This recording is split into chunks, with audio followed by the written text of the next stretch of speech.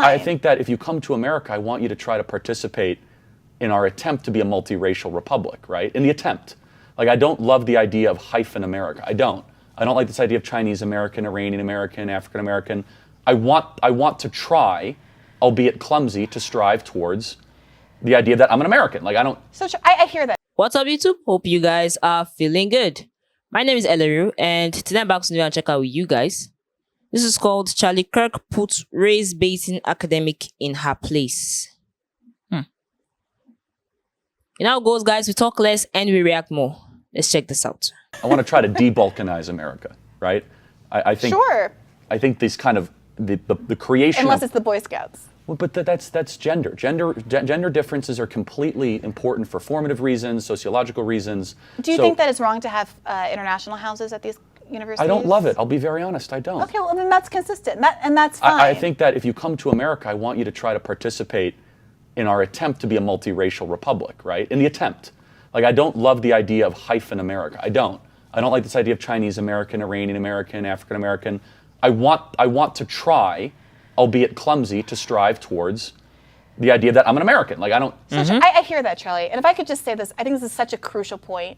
Part of, I think, why some Black people and other non-white people bristle a little bit at this idea that, you know, people like yourselves really want individuality and the ability to be your own person and not to be subsumed in stereotypes or groups or tribalism, is that the whole story, the whole narrative of advocating for yourself on the basis of your identity historically has been because by law, you weren't allowed to be an individual.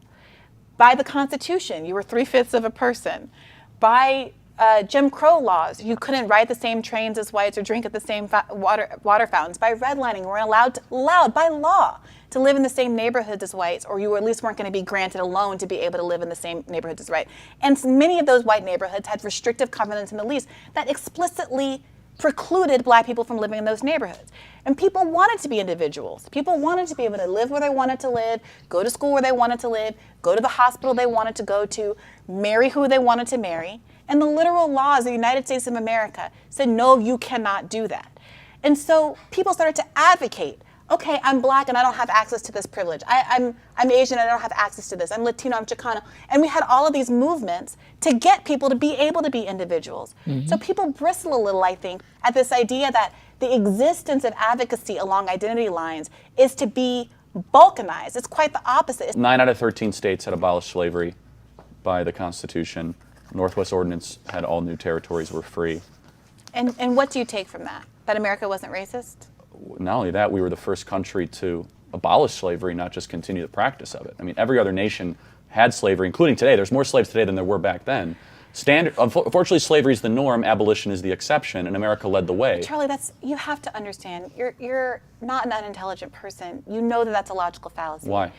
If you and I both have kids, and we both start beating our kids at the same time, and we're ruthless, abusive parents, and you stop a year before I stop, that doesn't make us not ruthless, abusive parents. So where in the Federalist Papers does it justify slavery? Why does it matter Because whether or not? No, that's Charlie, the framework of our country. No.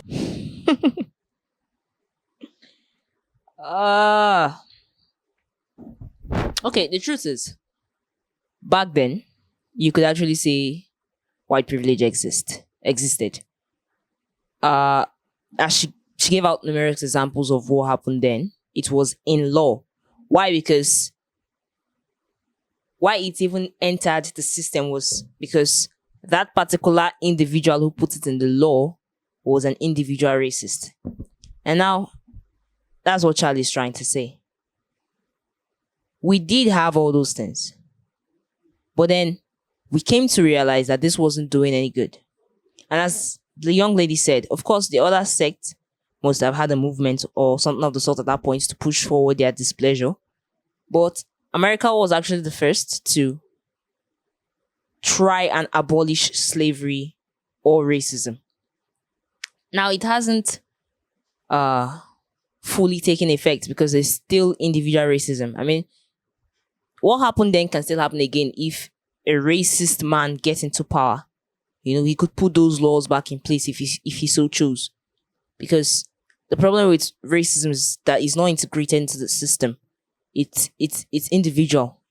It's a human being thinking that, okay, these people deserve to be in the gutters. It's a human being thinking that, oh, I'm so above these people, they shouldn't be in the same neighborhood with us. So right now, what he's really trying to say is that it's not like it didn't exist, but